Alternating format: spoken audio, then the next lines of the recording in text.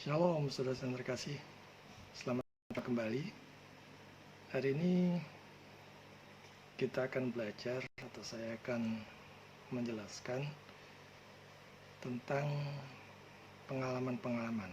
Bagaimana kita mesti harus menguji pengalaman-pengalaman, khususnya pengalaman-pengalaman pribadi yang kita anggap itu sebagai sesuatu yang membangun spiritual kita. Nah, sebelum kita lanjut, sekali lagi mohon bantuannya untuk subscribe, like, share, dan bunyikan loncengnya untuk mendukung perkembangan channel pelayanan ini. Baik, kita akan fokus ke bagaimana menguji pengalaman-pengalaman. Banyak orang Kristen sekarang yang mendasarkan imannya pada firman Tuhan plus sesuatu.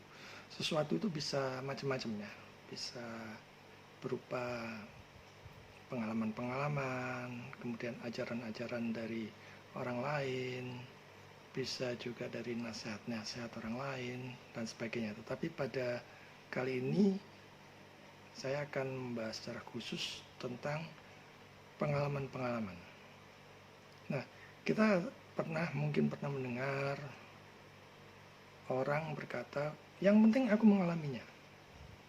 Tetapi tidak mengecek dulu atau malas mengujinya.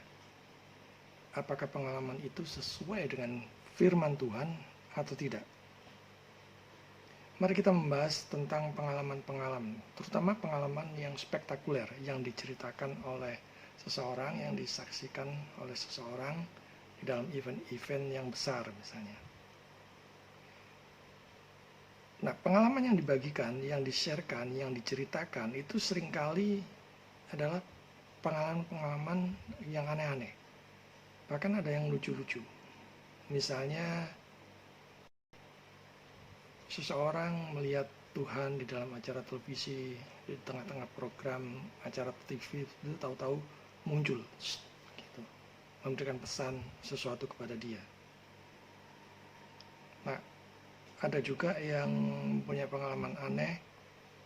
Misalnya, seseorang diperintahkan oleh Tuhan untuk membuat suatu foto pada saat ada matahari terbit. Dan pada waktu foto itu dicetak, ada bayangan Allah, ada foto Tuhan di belakangnya. Lalu dia menjual foto tersebut, dan sebagainya.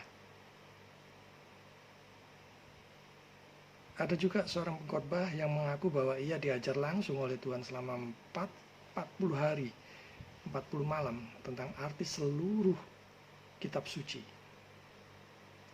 Nah, cerita-cerita pengalaman yang aneh-aneh seperti itu diterima dengan mudah begitu saja, tanpa memeriksa atau menguji dahulu apakah pengalaman-pengalaman itu sesuai dengan kitab suci atau tidak.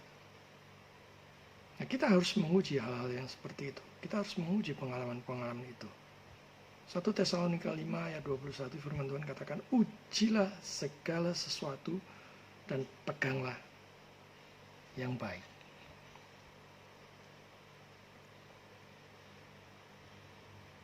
Satu Yohanes 4 ayat 1 firman Tuhan katakan, saudara-saudaraku yang terkasih, janganlah percaya akan setiap roh, tetapi ujilah roh-roh itu, apakah mereka berasal dari Allah.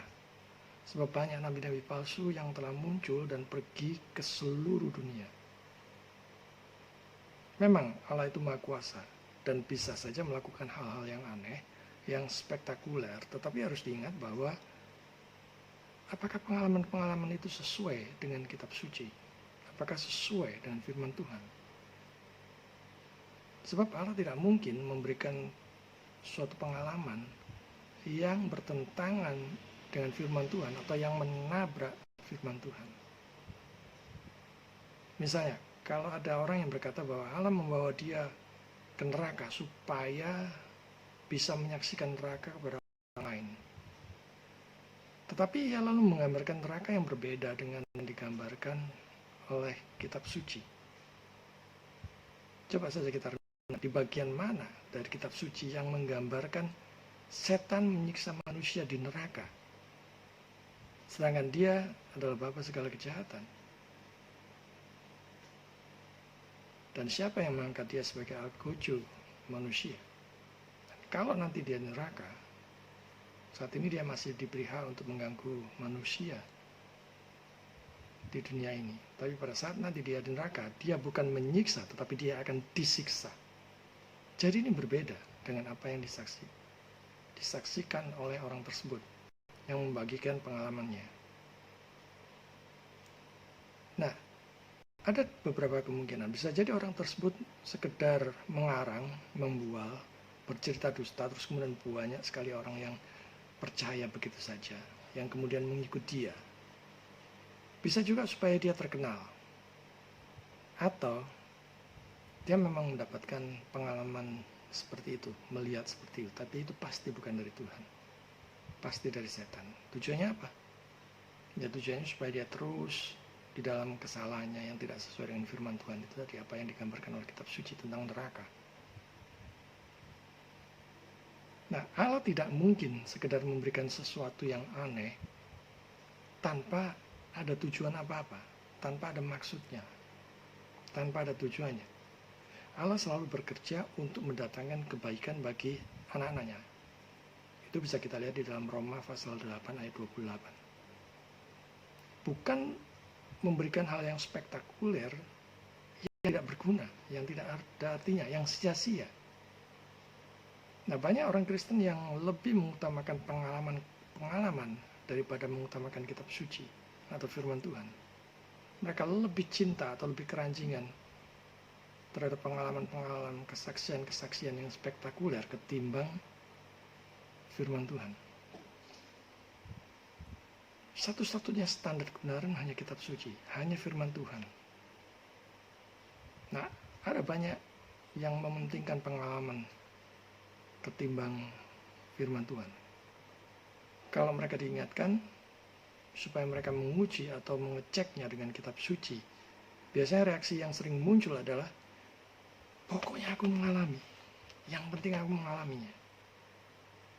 Jadi ini menunjukkan kebebalan dan tegar tengkuk yang melecehkan firman Tuhan, yang adalah kesaksian dari Allah sendiri. Pengalaman belum tentu betul-betul suatu fakta atau kebenaran. Mengapa demikian? Karena pengalaman itu masih perlu diuji, perlu dianalisa, perlu ditafsirkan. Misalnya nih ya, ada contoh. Ada seorang yang sembuh dari penyakitnya setelah didoakan oleh seorang pendeta. Ia lalu bersaksi bahwa ia mengalami kesembuhan dari Tuhan. Pertanyaannya adalah, apakah ini suatu fakta atau kebenaran? Kok tahu kesembuhan itu dari Tuhan? Sebetulnya belum tentu. Karena bisa saja pendeta itu sebetulnya adalah nabi palsu yang menyembuhkan dengan nama Yesus, dengan menggunakan nama Yesus. Seperti kita lihat di dalam Matius pasal 7 ayat 22-23. Nah, pada umumnya orang-orang tidak ambil pusing dengan hal seperti itu, tidak memikirkan kemungkinan-kemungkinan seperti itu. Nah, kalau suatu pengalaman betul-betul adalah suatu fakta atau kebenaran, maka kitab suci tidak mungkin bertentangan atau bertabrakan dengan pengalaman-pengalaman itu. Pengalaman satu orang biasanya, umumnya, itu diharuskan menjadi pengalaman orang yang lain. Nah, ada banyak sekali hamba Tuhan yang memperlakukannya seperti ini. Pengalaman satu orang, khususnya pengalaman yang spektakuler, diharuskan menjadi pengalaman orang lain. Misalnya nih, contohnya. Ada seorang yang sakit, ia lalu berdoa dan ia disembuhkan secara mujizat luar biasa. Lalu, dia beranggapan bahwa semua orang Kristen yang sakit pasti akan disembuhkan secara mujizat kalau mereka berdoa. Ada orang Kristen yang mendapatkan karunia yang lain, yang tertentu. Dan dia kemudian beranggapan semua orang Kristen harus bisa seperti mempunyai karunia yang dia miliki. Nah, terserah kitab suci, kalau kita melihat secara sungguh-sungguh, kitab suci saja terlihat dengan jelas bahwa pengalaman seseorang itu belum tentu bisa menjadi pengalaman orang yang lain. Memang ada pengalaman yang berlaku umum, tetapi ada dasar kitab sucinya. Kitab suci menjanjikan bahwa orang yang percaya dan mentaati Yesus akan mendapatkan damai dan sukacita, seperti dalam Matius 11 ayat 28, Yohanes 14 ayat 27, Galatia 5 ayat 22 dan 23. Maka kalau saya ataupun siapapun juga yang percaya kepada Yesus sebagai satu-satunya Tuhan dan Juru Selamat, pasti akan mendapatkan damai dan sukacita. Tetapi ada juga pengalaman yang hanya terjadi pada satu atau beberapa orang saja. Contohnya misalnya, meski Lazarus dibangkitkan dari antara orang mati, tidak berarti bahwa semua orang Kristen yang mati juga akan dibangkitkan setelah 4 hari. Yang kedua, sekalipun Petrus bisa berjalan di atas air, itu tidak berarti bahwa semua orang Kristen harus bisa berjalan di atas air. Jadi kita tidak bisa memperlakukan semuanya sama rata. Semuanya harus berlaku demikian. Kita mesti harus memilah-milahnya. Mana yang umum, mana yang tidak. Jadi sekali lagi, pengalaman-pengalaman tidak peduli betapa spektakulernya, tidak peduli betapa hebatnya itu, bukanlah standar kebenaran. Sebelum membagikannya, sebelum men-sharingkannya, cobalah lebih dahulu cek dan recheck dengan firman Tuhan.